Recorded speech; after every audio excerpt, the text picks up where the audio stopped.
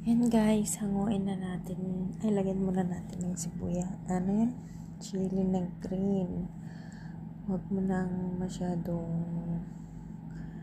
iluto kasi maanghang. Yung light lang siya. At hanguin na natin. Yan. Hanguin natin yan. Itira natin yung sauce guys kasi yan yung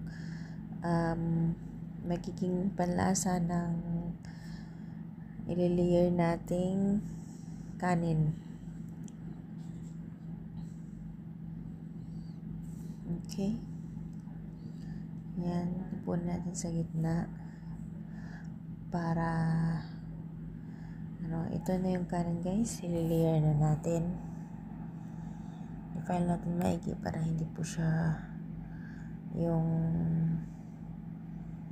merong kailangan lahat ng space ay malagyan natin ng kanin. Tapos ilagay natin yung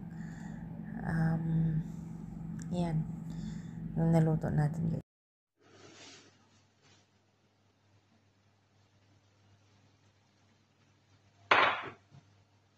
Yan, tatapis na natin to guys. Init na siya.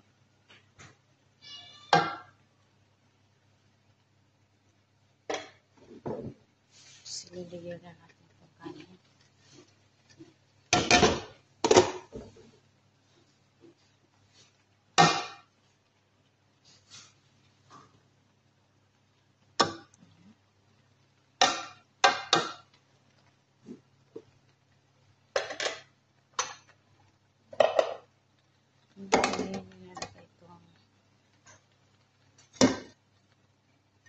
Tapos na.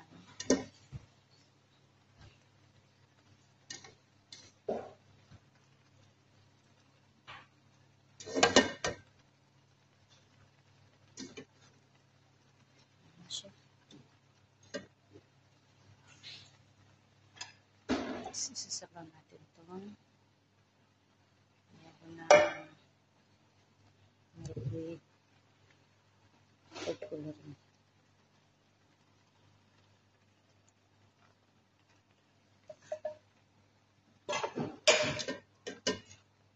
So, ayan na lang natin yan guys. Yan na yung biryani na Saudi.